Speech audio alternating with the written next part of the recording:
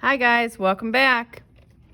Today what we are going to do in this video is we are going to start applying value and learning some of the terms that we'll be talking about when we use charcoal. So the first thing I've done here is I have looked at, and this is in your Schoology document, I have looked at this photograph of a step-by-step how to draw a teapot in charcoal. Okay, so all I've started doing was step number 1 today. So I looked at step number 1 and I applied the same sort of teapot that I saw in that photograph. Things to think about when you are laying this, this composition out. When we say composition, it's the way that we lay something on a piece of paper, or when we take a photo, it's what we see through the viewfinder. So when I was doing my teapot, I turned it so that my paper was landscape. The only reason I did that is because my teapot appears to be wider than it does tall. So I turned my paper landscape. When we turn our paper tall ways like this, we call that portrait, okay? When it's wider than it is tall, again, we call it landscape. So I drew the teapot somewhat in the center of my paper because that's what I saw in the photograph. And then I drew my spoon at the bottom because, again, that's what I saw in the photograph. And exactly as I saw it in the photograph, I made my table line. Okay, my table line comes out right below this handle of our teapot. So that's where mine came out. I also made, okay, if we were to reference back to this photo, I also made the handle of my spoon stick out further than my pot because in this photograph, it does. That's the way that the composition is laid out. So, that being said, hopefully you all have your compositions laid out as well, or your sketch on your paper using, I'm working in my sketchbook and I'm using a charcoal pencil, which you all should have. Okay. I also have an eraser.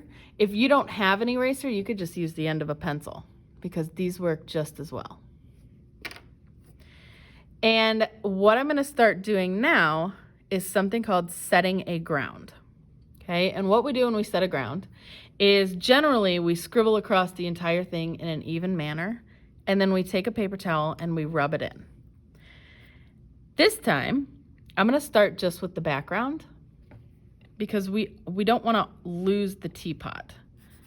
So I am using a charcoal stick at the moment. Some of you have a charcoal stick, some of you don't. In the event that you don't, using your charcoal pencil is going to do the same thing. Okay, I'm coloring or shading in an even manner. And the only reason that I am using my charcoal stick is so that I can cover more area without having to sharpen it. Okay, so right now you should be doing the same thing. All I'm doing is setting a ground in my background.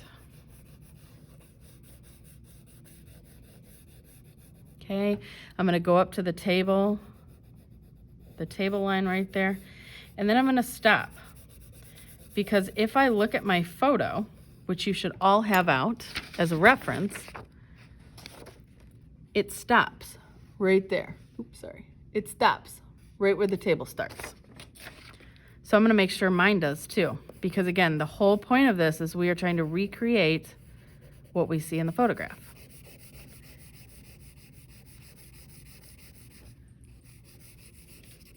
Okay, oops, I made it a little less even right there, but that's okay. My next step is going to ensure that the entire thing comes out even.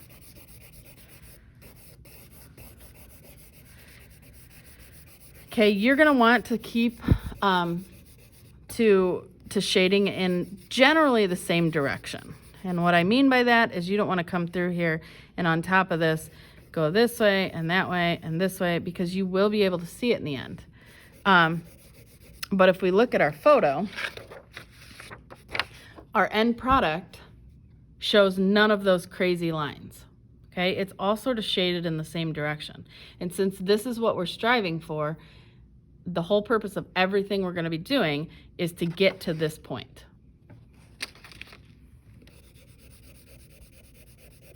Okay, again, if you don't know where that photograph is located, it is attached to the assignment, same as this video is.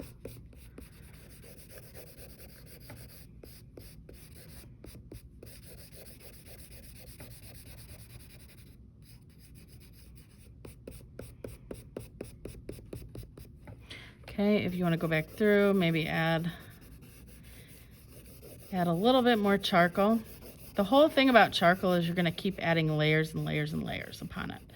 If it needs to be darker, you just apply more charcoal over it. Okay, we're going to get in the negative space areas too here, because in our photograph, those are also dark. Negative space meaning the area that is around or through the positive space. In this case, the positive space is our teapot. Okay, here's another area of negative space up here. Everyone should be doing the same thing I'm doing currently.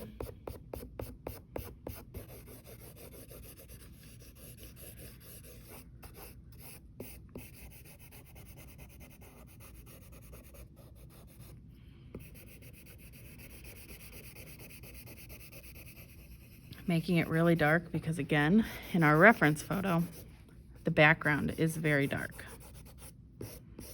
It's actually the darkest thing on our page.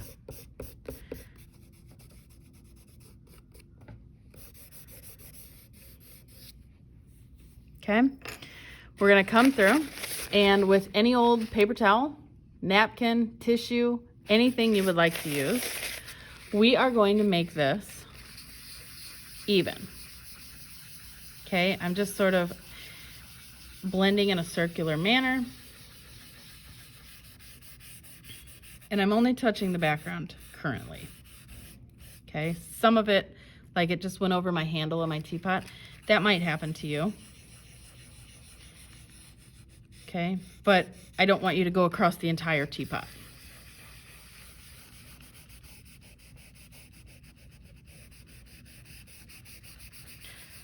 Okay, if you do have a blending tool, this probably wouldn't be the time to be using it because a blending tool is so precise. And we have kind of a big area to smooth out right now. So I would suggest using a paper towel.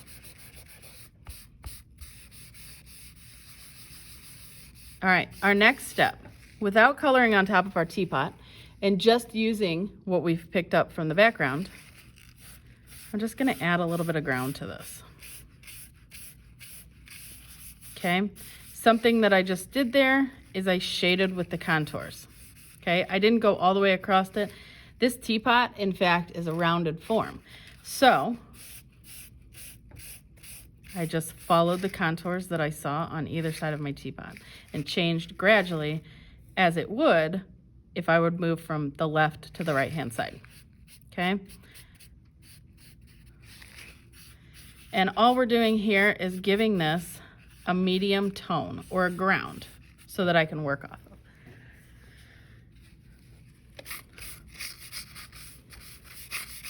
Okay, we're gonna do it down here. Kind of keeping to the same way. If you notice, I went up and down right there. That is showing in the direction that I shaded it. So you want to keep it probably to one direction. Okay, if you need a little bit more, come up to the top here, pick some up. As long as you've applied it evenly up top, you'll be able to pick up some and bring it down below. Now, when you're setting your ground, you want to make sure that every spot is covered, but that you don't necessarily lose it. So that's why we're doing each spot individually, or each item in this individually. Okay, make sure it's covered evenly. And that is called setting a ground. okay? Your next step is you're going to turn to the next page. And we are going to make what we call a value scale. Okay? We're going to do this on the next page because the first page that had our teapot is taking up the entire page. So we want to have room to adequately show the different values that make up our value scale. So what we're going to do is just draw anywhere on this page. It doesn't have to be big. We're just going to draw a long rectangle. And on top of this, so that I understand that you understand what this is, we're just going to label it value scale. And I am going to put 6 lines separating this box into 7 even areas. Okay, I'm going to have to add a box to the end of mine because I messed up. So I have 1, 2, 3, 4, 5, and 6 lines separating this into 1, 2, 3, 4, 5, 6, and 7 areas.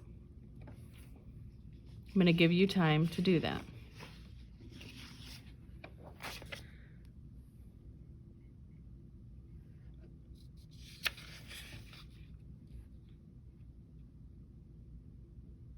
Okay, I'm going to reference a photo that is also uploaded into the same assignment.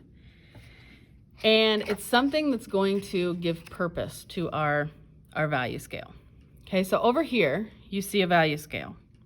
There are 7 different areas that go gradually from light to dark or dark to light, depending on how you look at it. So all we're going to do is we're going to apply the same concept to our value scale.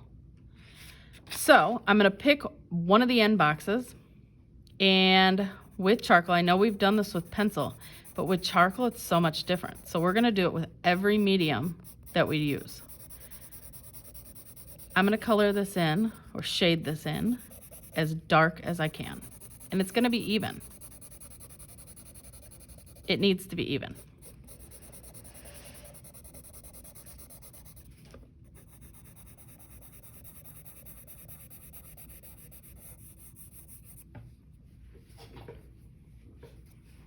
Okay, I'm going to go on to the next one. And I'm gradually getting lighter. I'm shading in the box evenly,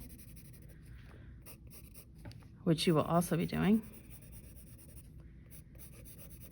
And then I notice that that's not such of a gradual transition. So I'm going to add just another layer onto it to make it darker.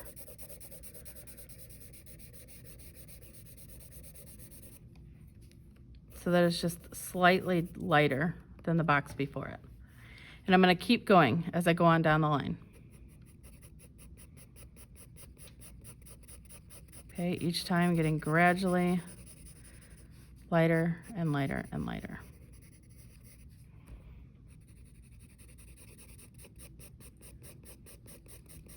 Okay, all I'm doing to make it lighter, I'm not changing pencils. I'm just applying less force and using fewer layers.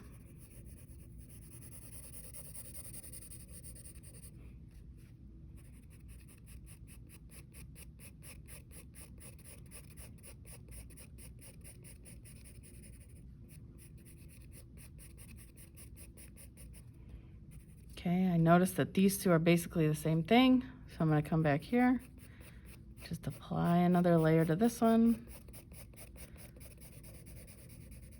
to give the illusion that it's slightly darker than the one next to it.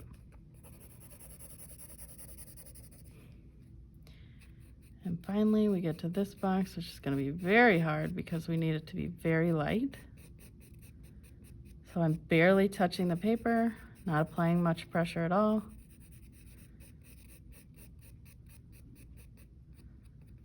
And we're going to leave this one the white of the paper because that is called our highlight. Okay, it's the lightest value, which brings me to my next point. We're going to label our the set of our value scale. Okay, so if you look at this, it states that our darkest value is called a cast shadow. Okay, so we're going to label this, and you can label it any way you want. I'm going to do it this way cast shadow. Okay, our next one is called a core shadow. The one after that is called a shadow. Everybody should be doing the same thing I'm doing. Our very middle one is called reflected light. The one after that is midtone, light tone, and finally, highlight. Okay, so our value scale is now labeled so that we can actually discuss where each one of these should go, which is what we're going to do in the next part of the video.